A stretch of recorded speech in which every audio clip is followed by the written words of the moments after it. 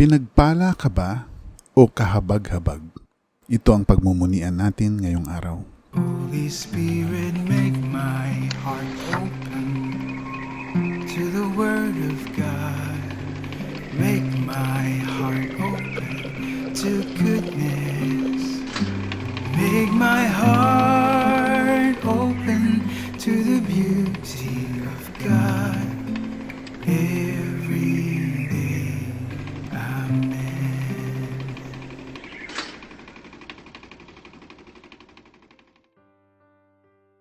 Brothers and sisters, hindi biro ang maging biktima ng bagyo at baha. Sa isang iglap lang, pwedeng mawasak o mawala ang bahay na iyong matagal nang ipinundar. Ang mga kagamitang pinag-ipunan, regalong iniingatan, mga hayop na inaalagaan, mga dokumentong pinakatatago-tago, at mga diploma, tropeo at medalya na pinakakatangi-tangi. Lahat ng ito pwedeng mabasa lang o lumbog at anurin. Mayaman ka man o mahirap, masakit sa dibdib, masakit sa loob. Lalo na yaong namatayan, nasunugan, may malubhang sakit, o yaong naging biktima ng karahasan.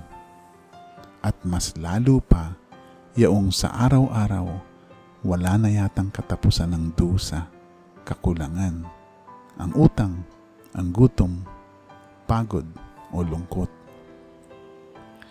Kaya nga po kagitla-gitla na kung nasa ganitong pagkakataon ka, tapos sasabihan ka na ikaw ay pinagpala. Pero gayon ang sabi ni Kristo sa ating ebanghelyo ngayon. Tumingin si Jesus sa mga alagad at sinabi, "Pinagpala kayong mga dukha sapagkat sa inyo ang kaharian ng Diyos. Pinagpala kayong mga nagugutom ngayon sapagkat kayo'y bubusugin. Pinagpala kayong mga tumatangis ngayon sapagkat kayo'y magsisitawa. Pinagpala kayo kung dahil sa inyong pagsunod sa anak ng tao ay kinapupuotan kayo, ipinagtatabuyan at nilalait ng mga tao at pinaparatangan kayo ay masama. Magalak kayo at lumukso sa tuwa kung gayon ang mangyari sa inyo sapagkat malaki ang inyong gantimpala sa langit." Brothers and sisters, hindi ba't kagitla-gitla? Kahit sinong tao ang magsabi na sa gitna ng iyong paghihirap, pagkagutom at pagkalungkot, ikaw ay pinagpala. Aba baka balikan mo ng ano ito? Masamang biro? O sobra ka namang walang awa? O umalis ka na lang at hindi ka nakakatulong?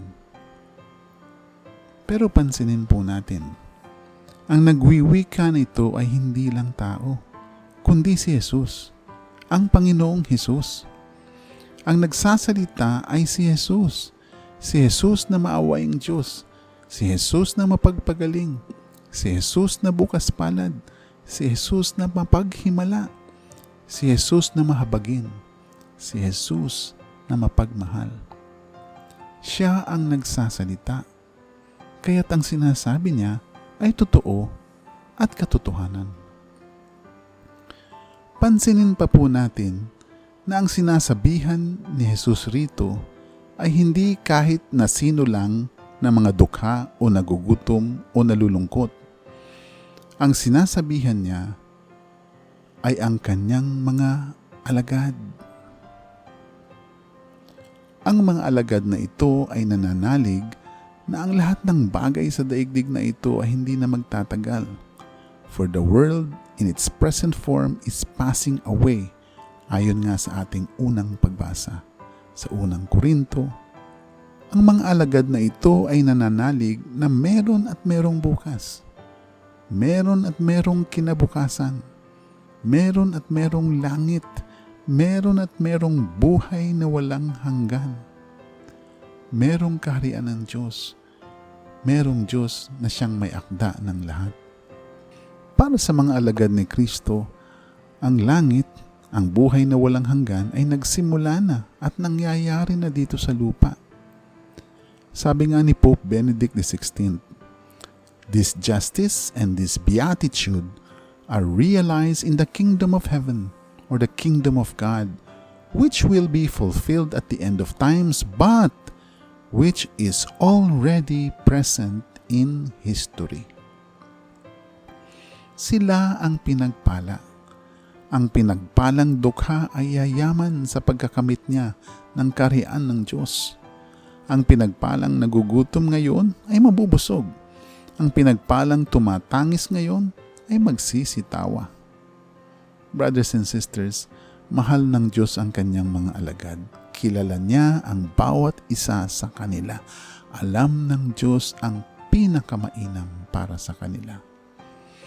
Kaya nga ang Diyos, gagamit siya ng mga taong magiging instrumento niya ng kanyang pagpapala.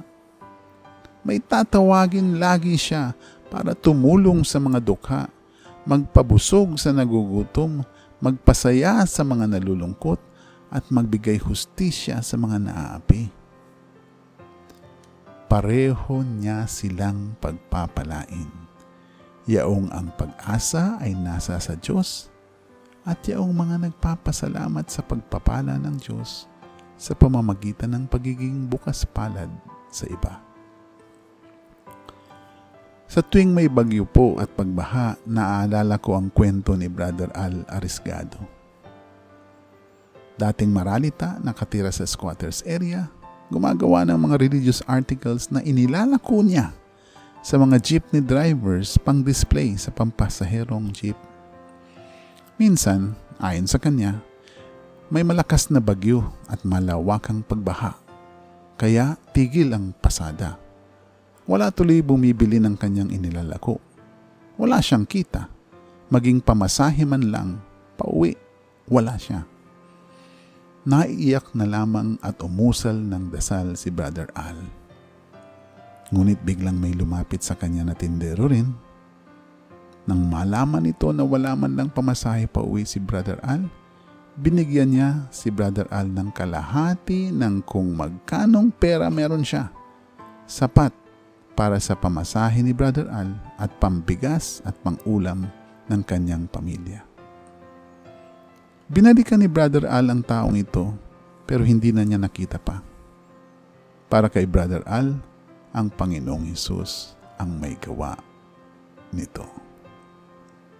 Sa paglipas ng panahon, gumanda ang buhay ni Brother Al dahil sa pagsisikap, dasal ng pamilya at komunidad at awa ng Diyos.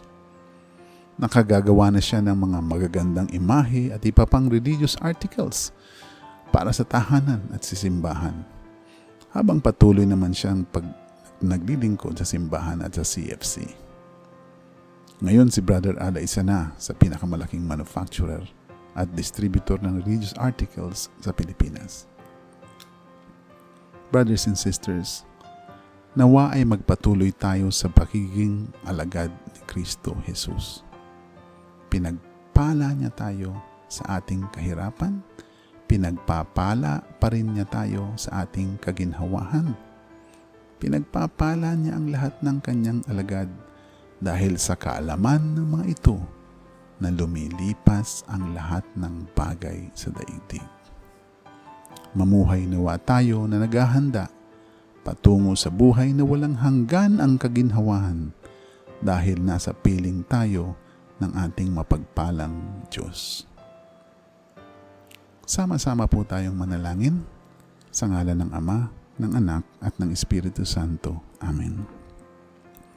Panginoon, salamat at nakilala ka namin, ang Diyos na mahabagin, mapagmahal at mapagpala.